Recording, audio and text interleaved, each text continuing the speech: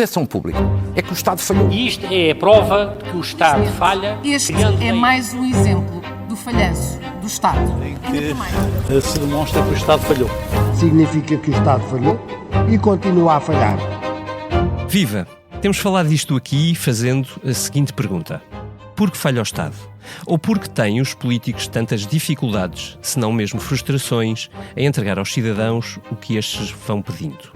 Hoje partimos para o último episódio, já em cima das eleições legislativas, mas pegamos pelo que pode ser o ponto final ou, talvez, o ponto de partida de toda esta conversa. A crise dos partidos políticos. Em particular, preocupa-nos o que se passa com o PSD e o PS, os dois partidos mais estruturantes do nosso regime democrático, responsáveis principais pelo que de bom construímos, talvez também pela acentuada quebra de confiança nas instituições dos dias de hoje. Para falar sobre isto, convidei duas pessoas que conhecem bem os dois partidos, mas que por motivos diferentes e em tempos diferentes também se afastaram da vida política ativa nos últimos tempos. José Matos Correia, ex-vice-presidente do PSD, também ex-chefe de gabinete de um primeiro-ministro, Duarte Cordeiro, ex-ministro do Ambiente, ex-dirigente nacional e local do Partido Socialista. Aos dois, muito obrigado e sejam muito bem-vindos.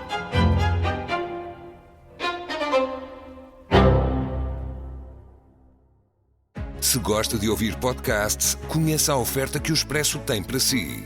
Da política à economia, ciência e cultura, passando pelo desporto. Entrevistas marcantes, análises e perspectivas que fazem a diferença. Ouça em expresso.pt e nas principais plataformas de podcast. Expresso. Liberdade para pensar. Duarte, começo por ti. Há 50 anos tivemos a primeira eleição livre em Portugal. Há, aliás, uma excelente exposição na Gulbenkian ainda ativa que recomendo que se veja. Os cidadãos participavam muito na vida cívica e política, o que é natural naquela altura. Hoje, é claro, as coisas não são exatamente assim. Mas talvez seja um bocadinho pior. Estamos perante, todos os indicadores o mostram, de sondagens, a Eurobarómetro, perante uma degradação da autoridade do Estado, da autoridade dos partidos e dos políticos. Eu queria perguntar-te, antes do mais, porque é que tu achas que isto acontece? E se, de alguma maneira, isto é o que justifica uma certa atração pela autoridade de determinadas personalidades externas aos políticos que temos visto crescer nos últimos tempos? Em primeiro lugar, obrigado pelo convite, em cumprimentar-vos aos dois. A pergunta é complexa e a resposta não é fácil. Porque certo. Eu diria que há razões de natureza estrutural e depois há razões de natureza conjuntural.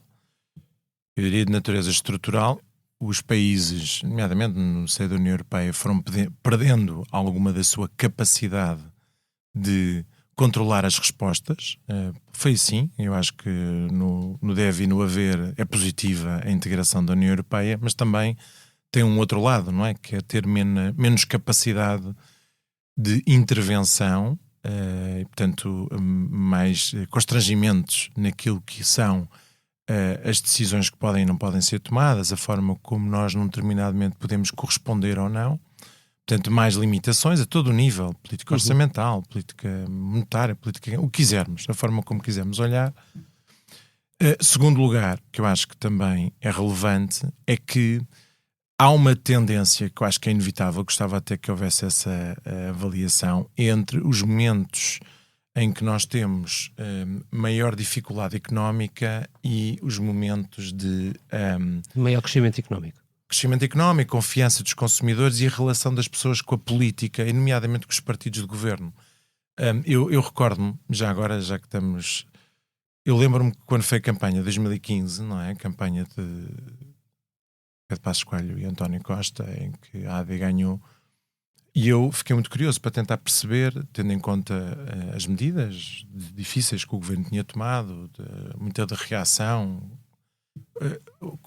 a razão pela qual se tinha de alguma maneira, até as sondagens deram ali uma inversão do ponto de vista daquilo que era o crescimento da AD, e tentei perceber se havia razões que pudesse identificar, e identifiquei um aspecto particular, que é a confiança dos consumidores tinha virado algures em junho, julho, ou seja, uns meses antes dessa eleição. A sensação da parte dos consumidores que o pior já tinha passado e que havia mais confiança. E há uma relação direta. Eu estou a dizer isto do ponto de vista estrutural. Quando nós vamos olhar para trás, vamos olhar para o passado, vamos olhar para todos os grandes conflitos, há uma relação entre realmente a degradação de partidos mais clássicos, mais do governo, e os votos nos extremos, com o tema da dificuldade. Se nós olharmos para trás, nos últimos 15 anos vivemos 3 crises muito significativas. Quer dizer, vivemos o período da Troika, vivemos a pandemia, que teve impactos diferentes nas gerações. A pandemia, eu acho que nas gerações mais velhas houve um sentimento que o Estado foi essencial para salvar as suas vidas. Nas gerações mais jovens foi um constrangimento brutal à sua liberdade. Tiveram que ficar fechados em casa. Eu acho que isto acaba por ter impactos políticos inevitáveis. Depois a inflação também. E o tema da inflação, das taxas de juros, especialmente ali numa camada onde eu me insiro, entre os 35 e os 55, onde o crédito ainda pesa quando se tem crédito à habitação, e este impacto, por mais que se aumente o salário, por mais que se tente criar serviços que possam ser compensar um bocadinho aqui, o impacto foi muito significativo. O aumento do custo do peso no fundo dos juros da dívida naquilo que é o rendimento familiar em muitas famílias foi muito significativo.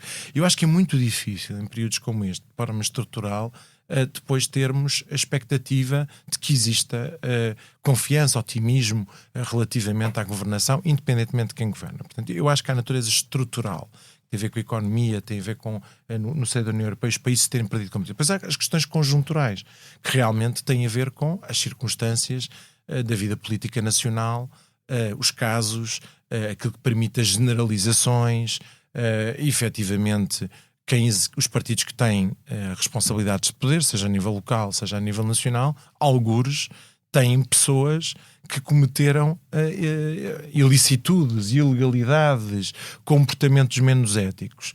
E a partir daí há uma oportunidade para quem não tem essas responsabilidades de tentar generalizar o comportamento dos que tiveram esses problemas. E nós de repente criamos uma mancha na expectativa de que são todos iguais. Bem, a verdade, de forma muito honesta, é que existem estes problemas dentro dos partidos, mas também existe o contrário. E o que eu noto, quando olho para trás, é que, de forma muito concreta, houve práticas no passado, do ponto de vista de financiamentos partidários, etc., muito piores do que as que vivemos hoje. Mas, no entanto, na altura não havia nem a comunicação social, nem as redes sociais que temos hoje, nem a censura social relativamente a esses factos. Os partidos políticos, eu não vou estar aqui a contar histórias, nem o José Matos Correia o fará. Mas um episódio divertido.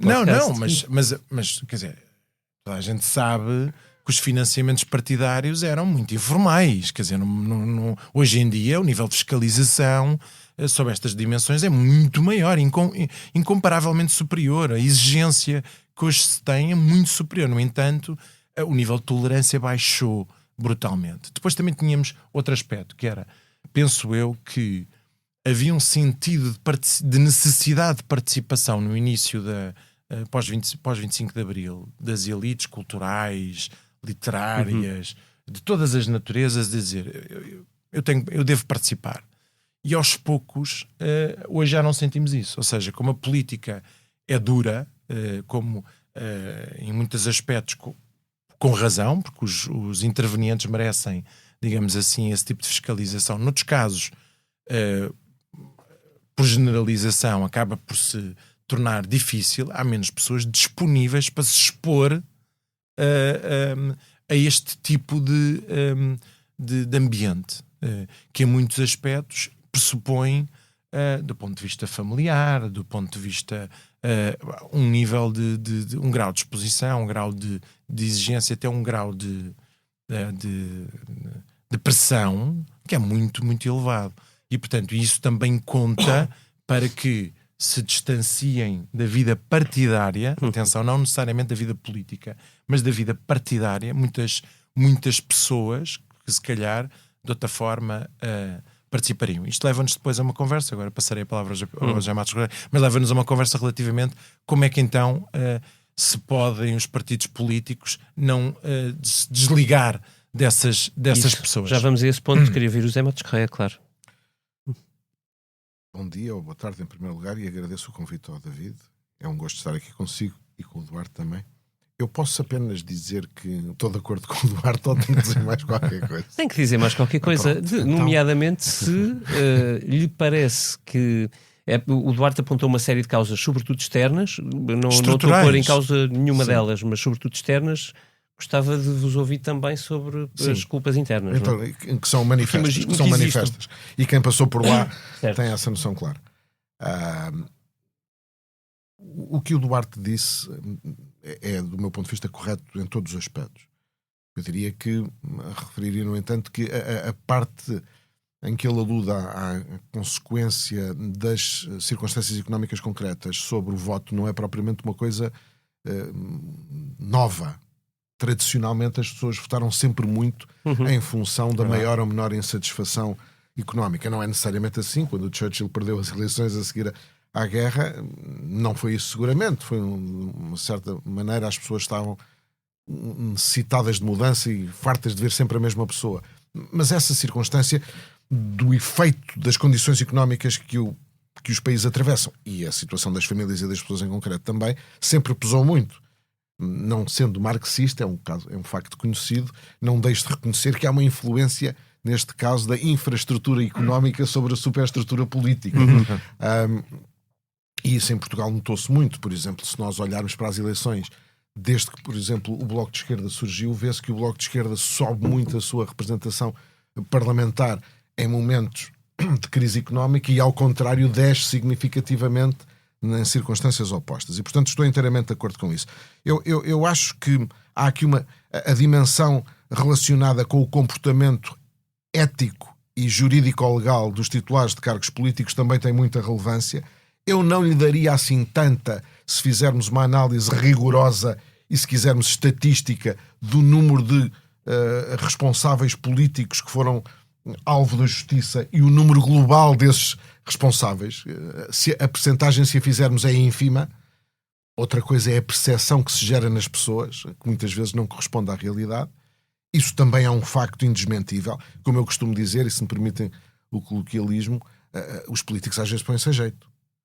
E quando se põem a jeito cometendo crimes ou marcando presenças falsas na Assembleia da República, às vezes nem sequer têm a noção das consequências que isso gera numa lógica de espiral de quem analisa. Fizeram 2 ou 3, são todos iguais. Uma espiral de descrédito, na verdade. Exatamente. Há um outro aspecto que o Duarte abordou, mas não desenvolveu, que é o problema da sociedade comunicacional, das redes sociais, dos órgãos de comunicação social, tudo isso. Quando eu era miúdo, eu sou um bocadinho mais velho do que os dois, não se nota, mas sou. Ainda tenho crédito à habitação, mas já passei desse intervalo a que o Duarte fez alusão. A dívida já não pesa tanto. Eu ainda sou. Eu lembro-me bem do tempo em que nós tínhamos o Canal 1 e o Canal 2, em que havia a Rádio Renascença e a RDP, na sequência de todos os acontecimentos posteriores ao 11 de março. E, portanto, o ambiente em que nós vivíamos era completamente diferente.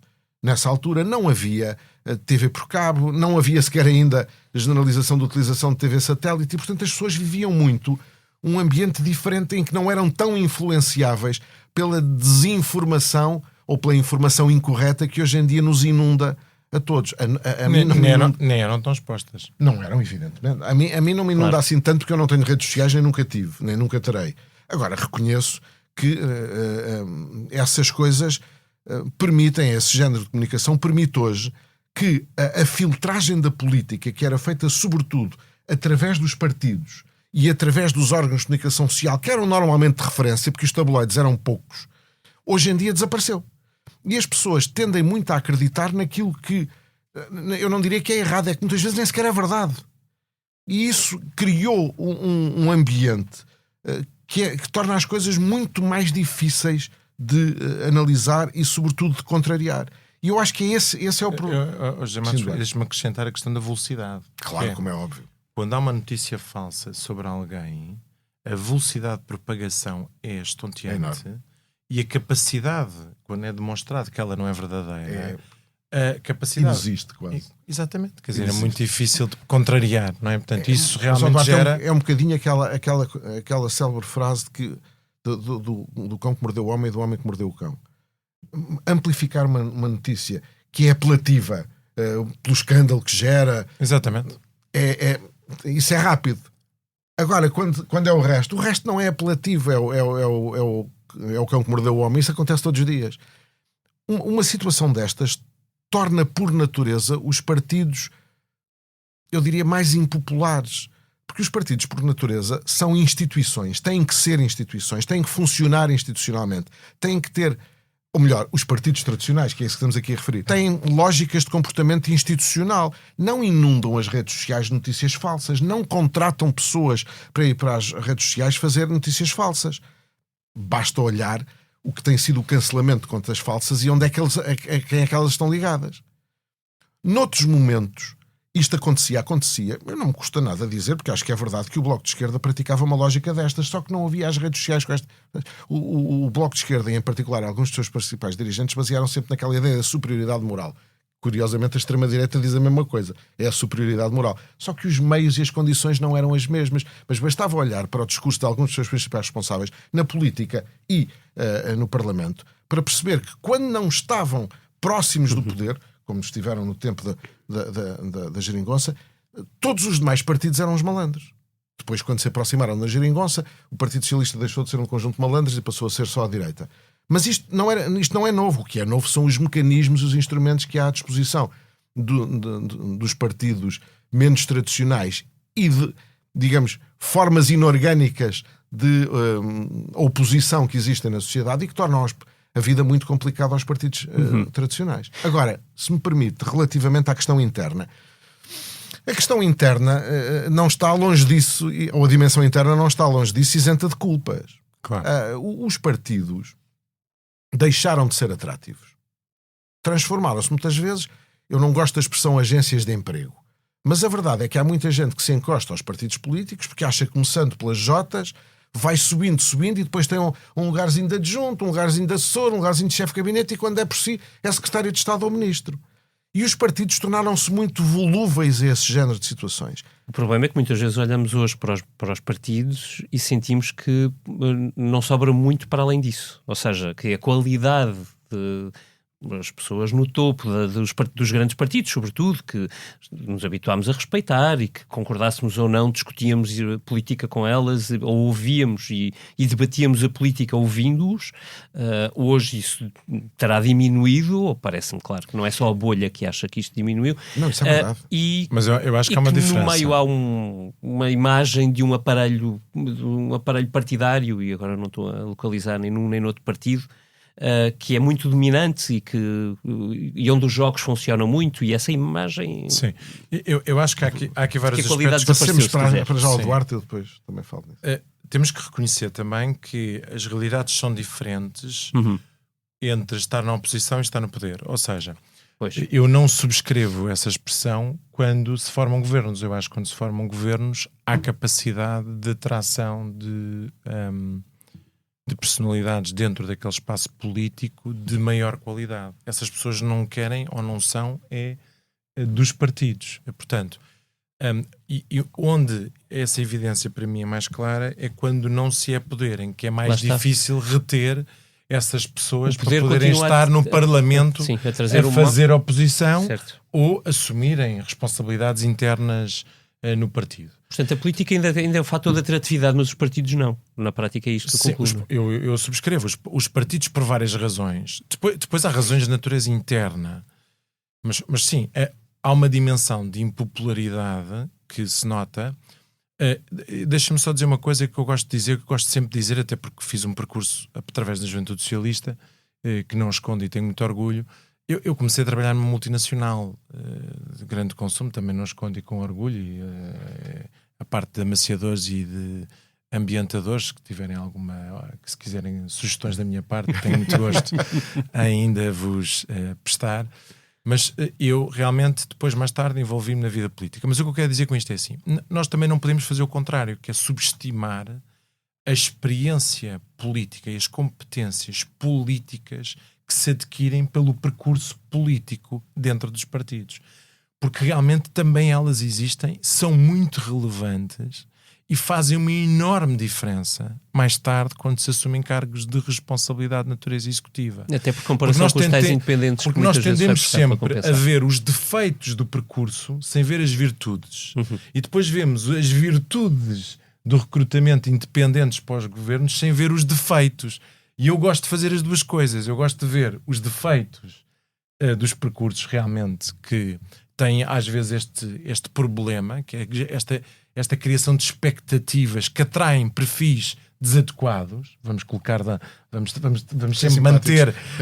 sempre manter uma linguagem agradável, e tendemos sempre a ser positivos a dizer que conseguiu atrair não sei quantos independentes, quando às vezes os perfis dos independentes são completamente ao lado do ponto de vista daquilo que são as competências políticas que se exigia para o cargo executivo. E quando vamos ver, às vezes, invariavelmente, dentro dos ministros mais competentes dos governos, estão aqueles que têm percursos com alguns anos de experiência política ou partidária. Invariavelmente. Sobretudo nos cargos de coordenação política. Invariavelmente. Portanto, como é que eu ia dizer? Há um aspecto positivo e negativo. Pronto. O que é que eu noto? Eu noto que realmente os partidos têm muita dificuldade para ter flexibilidade. Nós hoje vivemos uma sociedade, seja como o José Matos Correia falou, pela comunicação, é tudo muito mais informal. Qualquer pessoa pode fazer um podcast de sua casa, pode ter o seu próprio canal, pode ter o seu próprio, os seus ouvintes. As coisas hoje são muito mais informais. No entanto, os partidos, especialmente os meus partidos, continuam muito herméticos. E, portanto, eu continuo a ter uma estrutura de organização que na prática não é suficientemente flexível para ter um diálogo permanente com as tais pessoas que não querem ser dos partidos, mas que querem discutir política. E eu acho que falta um pouco isso. E já houve várias tentativas. Depois os partidos tentam fazer, como fez agora antes o PSD, antes do governo, que fez, como é que se chamou, o Conselho... Tinha um Conselho Estratégico, que agora o Partido Socialista com os Estados Gerais. E, portanto, tentam. Mas, na minha opinião, continuam a ser estruturas demasiado fechadas, exigem um compromisso muito grande. Quer dizer, quando há muita gente que quer participar com menos compromisso, quer participar, quer ter a oportunidade de dar opinião, quer sentir que é ouvido. Estamos sempre a falar no domínio de pessoas que dominam áreas, que são que têm, no fundo, experiência, não é? E que têm opinião e que querem que essa opinião seja ouvida, mas não querem compromisso. Aliás, é uma particularidade, que eu acho que não é só para os partidos políticos. Talvez o futebol é a única coisa que resista a essa dimensão do compromisso. Mas, em geral, nós sentimos que é uma sociedade menos comprometida com tudo, não é? Pronto. Mas as pessoas, a verdade é que vão fazendo política com causas, vão fazendo políticas, competições. Vão discutindo política, houve muita participação eleitoral e, no nas entanto, últimas legislativas. Fazia sentido haver aqui um espaço. Porquê? Porque realmente há coisas que para mim já não fazem sentido. Já não faz sentido cotas. Porque as cotas realmente são bloqueios que favorecem determinado perfil de liderança local. Agora, para isso implicava nós termos a capacidade de discutir o financiamento dos partidos que há de outra maneira. E tudo o que quando começámos a tocar nos temas que são muito difíceis de discutir em Portugal, mas apetece-me ser impopular. O ordenado dos titulares de cargos, o vencimento dos titulares de cargos públicos, o facto de não haver qualquer período após... Temos achado que era natural que alguém que acabe o exercício de um cargo público vá automaticamente à sua vida, como se aquilo fosse, especialmente alguém que está durante muito tempo no exercício de um cargo público, fácil. E, portanto, enquanto que, por exemplo, a nível europeu há um contraste grande. Quem está no Parlamento Europeu ou quem exerce um cargo executivo a nível europeu não, tem ali um período de adaptação. Portanto, e nós de cá temos que ser contraintuitivos e voltar a dizer que a política também, se quer ser mais atrativa, também tem que se respeitar mais. E eu acho que houve aqui também uma fase dos políticos que tentaram ter popularidade fácil, na ótica de, percebendo o sentimento geral de uma degradação da imagem da política, acharam que a forma correta de o fazer era, então, vamos acabar com todas e quaisquer regalias dos políticos, como se muitas vezes muitas destas condições não fossem essenciais, mas não seja para a assunção do risco, que é para para a carreira profissional, para a vida... E foram-se retirando todas. Eu não estou a falar daquelas coisas que são evidentes, que eram, na minha opinião, que as reformas vitalícias, essas coisas, como é óbvio, que não faziam nenhum sentido. Agora, nós passámos de acabar com reformas vitalícias para não ter qualquer tipo de período de retorno à vida não política. Civil. E isso é um absurdo. E isso revela que, hoje em dia, o grau de exposição e de risco faz com que as pessoas ou tenham muitas convicções, sejam pessoas mobilizadas por preocupações profundas do ponto de vista da sociedade, daquilo que entendem, ou mesmo têm convicções profundas sobre o seu papel naquele caminho coletivo do seu partido ou daquele projeto com aquela pessoa, tenham cumplicidades que me fazem dizer, não, aquela pessoa com quem eu tenho muito respeito vai ter agora esta responsabilidade, eu tenho que o acompanhar, ou assim então que são os melhores nos seus setores, qualquer coisa, mas tem que ser sempre quase superlativo, porque se não for, a pessoa diz, não, o nível de exposição e de risco não estou para isto. E, portanto, infelizmente, falta também o outro exercício. E isso, as duas coisas se conjugam, porque a falta de atratividade do exercício de cargos públicos conduz à falta de atratividade, naturalmente, também dos partidos políticos. Autoalimentam-se estas duas dimensões. Zé Matos Correia, isto tem tudo o que o Duarte disse, leva-me a 2 pontos diferentes sobre os quais eu gostava de ouvir. O primeiro é porque é que nesta conjuntura, e toda a que vocês descreveram não vai mudar, é a nova conjuntura que temos, seguramente não voltará para trás, porque é que nesta conjuntura os grandes partidos parecem continuar a fazer tudo como antes, e a segunda é sobre os incentivos, ou seja, em que incentivos é que se devia pensar em tocar de alguma maneira poder reverter este ciclo que parece um ciclo vicioso negativo. Bem, a segunda não é difícil, julgo eu, de responder, a primeira é mais complicada. Eu há pouco dizia eu há bocado dizia e mantenho os dois principais partidos em Portugal, como o SPD na Alemanha ou o CDU, CSU, têm um problema, é que são partidos, eu diria, respeitáveis. Isto é, são partidos que têm uma determinada história, uma determinada prática, um determinado comportamento, uma determinada forma institucional de ser e de estar.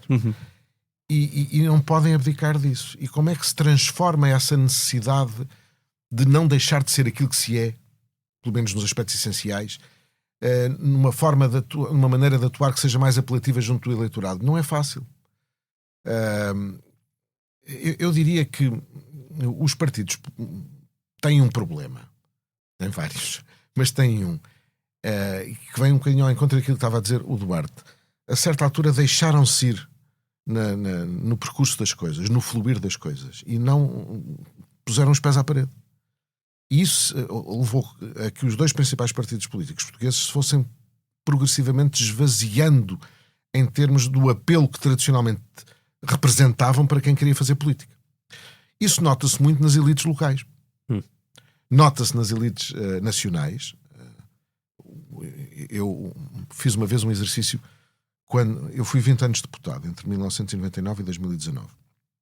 E quando saí deputado em outubro de 2019, fiz um exercício de comparar as listas dos eleitos nesse ano com as listas dos eleitos no dia em que eu me sentei pela primeira vez no Parlamento. E para utilizar uma linguagem assim moderna, ia-me dando um treco. Porque em 1999 eu olhava para o Parlamento e via o António Guterres, o Almeida Santos, o José Manuel Durão Barroso, o Nuno Moraes Sarmento, a Leonor Beleza, o Álvaro Barreto, o Alberto Costa, o Alberto Martins, mesmo noutros partidos, o Paulo Portas, o Rosado Fernandes, o Otávio Teixeira, o João Amaral, sim. até naturalmente o Francisco Louçã e o Luís Fazenda. Se nós olhássemos para o que se passava em 2019, já era deitar as mãos à cabeça. Em 2024, em 2025, então, é uma coisa inacreditável. Isto significa que os partidos políticos, por um lado, não são capazes de atrair gente que esteja disponível para aquilo, mas também se renderam à lógica da relação interna. Ou seja, eu não quero ter chatices com os distritais. E como não quero ter chatices com os distritais, a Direção Nacional põe 1 ou 2 lugares, ou 3 lugares, ou mais, se for em Lisboa ou no Porto, e o resto Eles que façam o que entenderem. E eu estou a falar contra mim, que eu fui várias vezes vice-presidente do partido, mas a verdade é que nós cedemos a essa lógica. E esta lógica tem que ver com o que eu dizia há pouco, ou seja, localmente os partidos transformaram-se muitas vezes numa forma de arranjar um lugarzinho na segurança social, nisto ou naquilo. Já não há governadores civis, mas ainda sobra muita coisa. E, portanto, os partidos, em vez de contrariar essa tendência para o seu esvaziamento, deixaram-se ir. Não sei se vão a tempo de alterar este estado de coisas. Eu já volto a esse ponto. Eu também gostava de... A propósito da questão a questão dos independentes, posta nos termos em que o Duarte pôs, e no comentário que o David fez, também é importante. Ou seja, os independentes não estão desapegados da vida política, mas não querem ter nada a ver com a vida partidária, a não ser nas alturas em que se formam governos ou que há eleições. Porque também têm a noção que os partidos hoje em dia estão mal vistos. E como os partidos estão mal vistos, de um modo geral, as estruturas internas dos partidos que refletem sobre o país, o partido... Lá voltamos nós ao ciclo vicioso. E o medo. Isto aqui depois reflete medo. Claro. Porque com as pessoas não querem ser vistas com inteligência e tato, às vezes os partidos vão-se... Pronto, porque com inteligência e tato sempre aconteceu, mesmo nesses períodos em que haver espaço para vários perfis de titulares de cargos públicos, especialmente no Parlamento, não é? Sempre tivemos perfis embora mais intelectuais e perfis... Acho que era o saudoso Jorge Coelho que dizia os independentes são muito imprevisíveis. Sim, não, o que eu quero dizer é... O que eu quero dizer é que é um partido político, e acho que partilhamos os dois a mesma ideia, é composto por pessoas com perfis muito diferentes. E o que interessa mesmo é ter essa capacidade e no fundo, essa diversidade.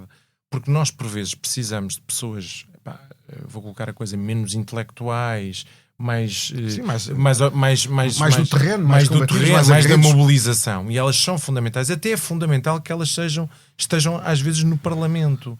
Porque têm representatividade, são conhecidas, são populares, não é? Pronto, porque às vezes algumas das outras personalidades também se interessam um pouco no fundo, por fazer esse papel, que é fundamental, ter uma relação com o território. O que eu acho que foi-se perdendo a paciência foi para fazer esses equilíbrios que são fundamentais, porque eu não descarto totalmente a necessidade de muitos dos perfis que nós às vezes demonizamos. Eu não descarto totalmente. Eu simplesmente acho é que se perdeu algum do equilíbrio. Pronto. E perdeu-se, na minha opinião, por várias razões. Algumas que eu referi. Algum é como quem diz. Eu estou sempre naquele registro de ser super... Sim, já percebi. Soft. Portanto, eu estava a dizer... O que eu quero dizer com isto é... na realidade, e há um misto de razões. Estas, de lógica de poder interno, que têm medo por vezes, de ser ultrapassados por perfis no fundo, com outro tipo de percurso.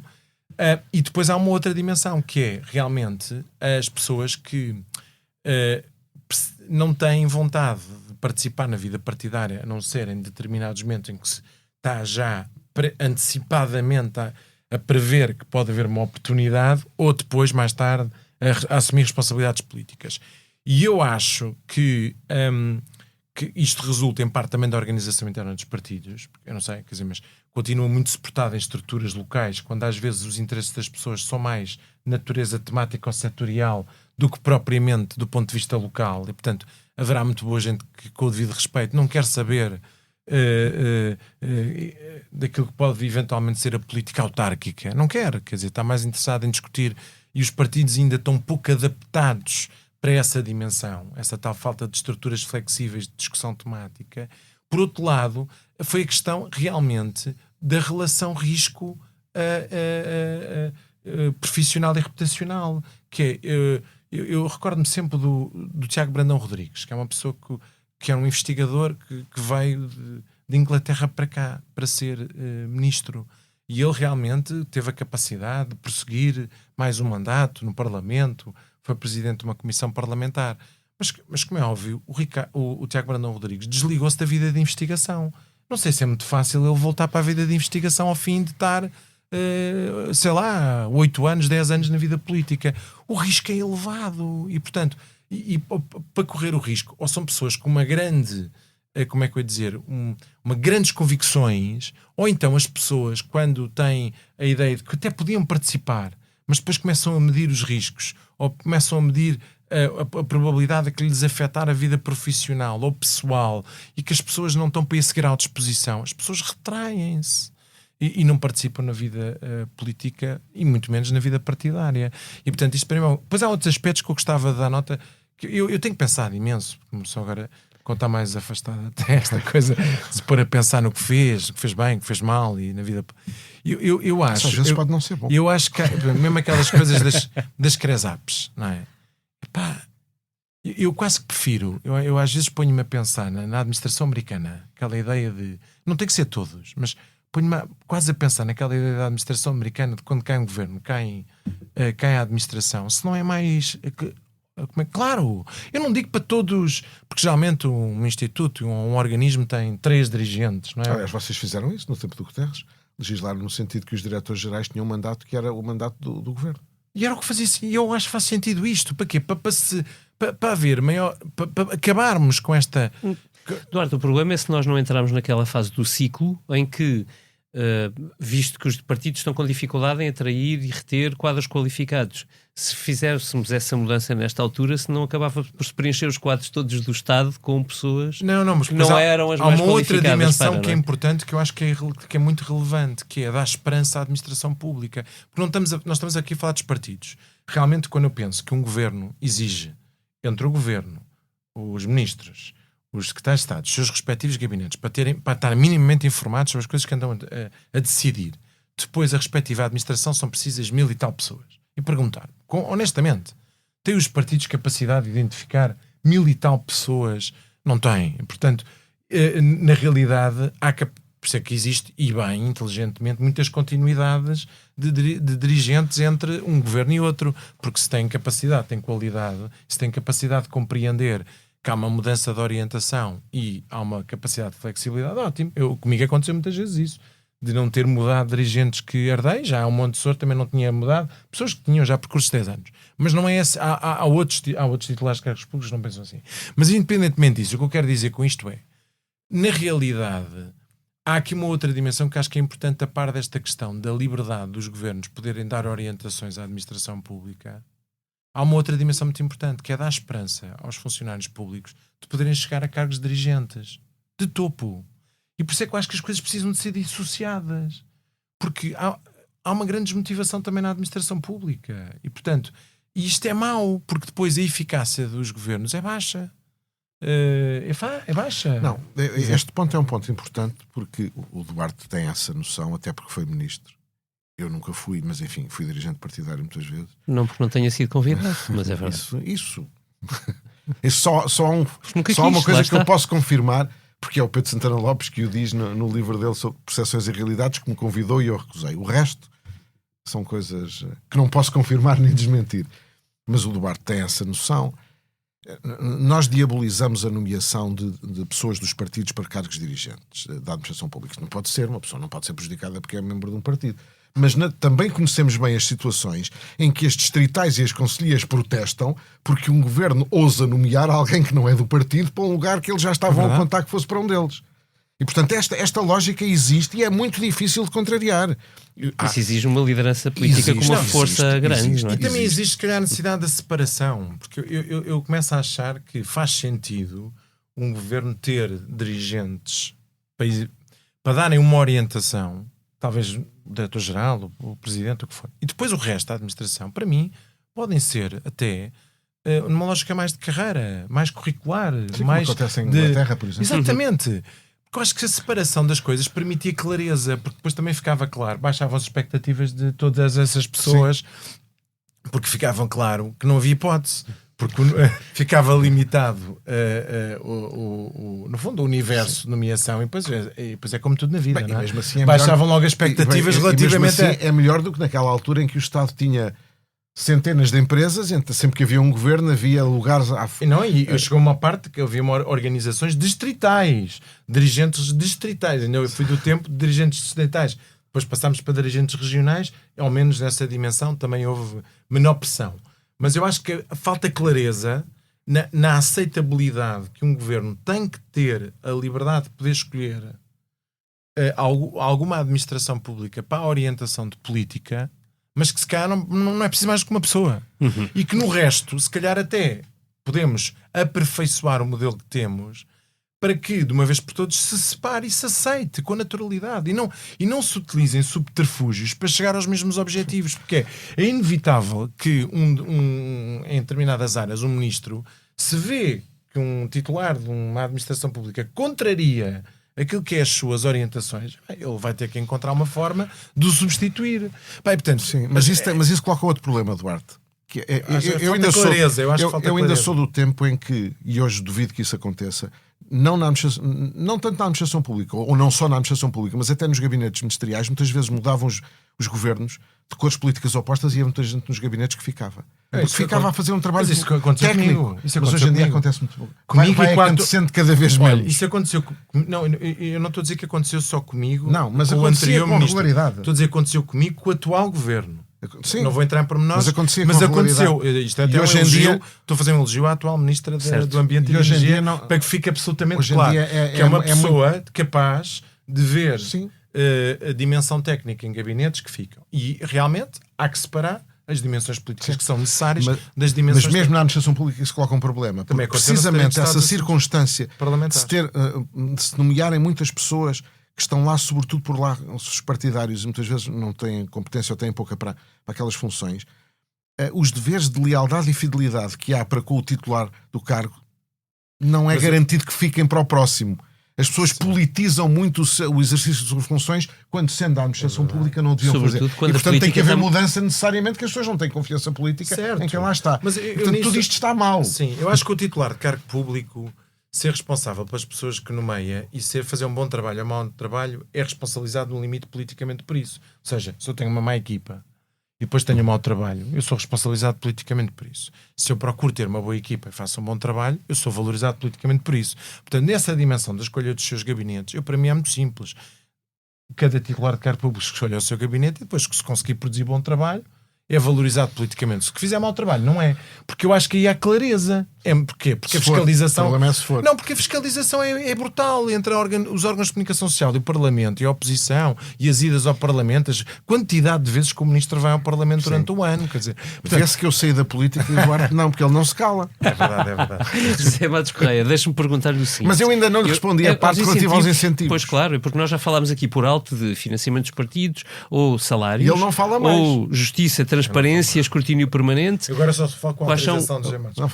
Pronto, obrigado. E a pergunta, se me permitirem que eu concretize, a pergunta tem a ver com isto. Se nós estamos num ciclo negativo, quase todos estes incentivos exigem uma autoridade política que não se vê muito forte neste momento. E, portanto, é possível sequer, e pode escolher, claro, os que acha que são... Não, a questão é muito simples.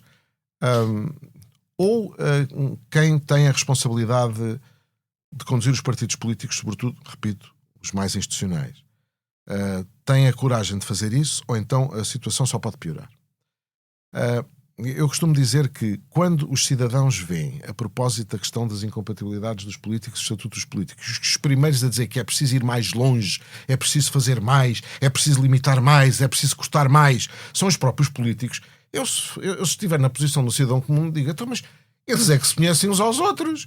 Se eles são os primeiros a dizer que é preciso fazer mais, é porque aquilo está a correr mal. E eles devem andar a fazer coisas que não devem. Ora, sempre que havia um pacote das incompatibilidades, eu não sei quantos, eu pensava que os meus botões, isto vai correr mal. Aquilo que estava a dizer o Duarte há bocado, aquilo que o Duarte há bocado estava a fazer estava a dizer é inteiramente verdade. Porque é que, por exemplo, os partidos que são, sobretudo, independentemente da sua ideologia, que também conta, como é óbvio, mas que em larga medida são constituídos por pessoas que são funcionários do Estado, estão sempre disponíveis para mais incompatibilidades, pois naturalmente saem do seu cargo no Estado, vão para deputados, ou para o Governo, saem do Governo, têm o seu lugar garantido. Como é que se diz a um investigador, como dizia o Duarte, a um advogado, a um médico, a alguém um empresário, tu agora vais 10 anos para a política e quando saís da política tens rigorosamente nada. Isto não é fácil de fazer. Nem período de ajustamento. Nada. Ora, quando eu aperto cada vez mais as incompatibilidades, o que é que eu estou a dizer às pessoas? Não venham. Quando eu digo a alguém de um consultório médico que tem, de uma clínica médica que tem 100 médicos. Há um médico que exerce funções também numa estrutura pública, que nenhum dos outros pode ser deputado, porque há lá um que ele nem sequer, às vezes nunca vê, que tem contratos com o Estado. Isto, evidentemente, é a maneira de dizer às pessoas que estão disponíveis para ir, mesmo correndo os riscos de ser criticadas, de ser objeto de maledicência, de ser apontado como corrupto, como vigarista, apesar de nunca ter feito nenhum mal na vida a ninguém. As pessoas dizem, mas então eu vou expor-me, ainda hoje via um jornal digital vai qualquer. acabar no Ministério Público, criticamos o Ministério Público, não vai? Isso. Para mim, foi uma provocação. Não, por mim nenhum problema, porque evidentemente o que não falta é a capacidade, claro. é a fonte de crítica. Mas eu ia referir-me a uma deputada do PSD, que julgo aqui de Lisboa e que esteve na Câmara, a Margarida Saavedra, se não me engano, que hoje li uma entrevista num jornal digital que Gravamos dizia... a 14 de maio. Só para quem estiver lá em casa a ouvir. Sim, que dizia que foi constituída arguida, depois foi libada, mas enquanto foi constituída arguida ou não, os filhos na escola ouviam os colegas a dizer: a tua mãe é vigarista, a tua mãe como o teu fratos. Eu uma vez tive que ir falar à escola da minha filha, porque havia lá um colega dela que, evidentemente, influenciado por aquilo que se dizia lá em casa ao almoço e ao jantar, dizia: o teu pai é um malandro, o teu pai é um vigarista, o teu pai é um ladrão. E eu tive que ir pedir explicações à direção da escola. Desculpa lá, que brincadeira é esta? As pessoas estão expostas a isto e podem expor-se, mas para ficarem sem vida? Para depois, quando saem da política, irem fazer o quê? Porque, entretanto, perderam a sua carreira profissional, perderam tudo. E, portanto, cada vez que os políticos dizem temos que apertar mais, temos que impedir mais que pessoas boas fiquem ou que pessoas boas venham, são os primeiros a fechar a porta à melhoria de condições da vida política partidária. Eu digo duas coisas, se o José Matos... Não, se ali o senhor coordenador deste evento... Tendo em conta que eu estava há pouco realmente a ser excessivo na domínio do tempo, só vou dizer duas frases... Mas longas. Que subscrevem. Primeiro é, se os políticos não se respeitam, não vamos esperar que as outras pessoas os respeitem. E segundo, é preciso, entre viver com constrangimentos e menos liberdade e menos responsabilidade, ou viver com mais liberdade e com mais responsabilidade, eu prefiro viver com mais liberdade e com mais responsabilidade. Eu não quero mais incompatibilidades, eu quero ser absolutamente rigoroso quando há violação das incompatibilidades. Claro. Mais liberdade, com mais responsabilidade e com capacidade de fiscalização e não estar a confundir e não aceitar esta generalização permanente.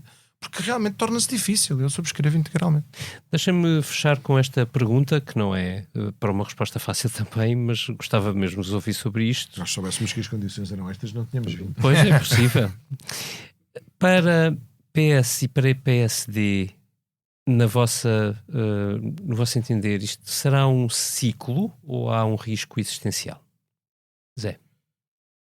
Nada na vida é eterno. Os impérios acabam e os sistemas partidários também.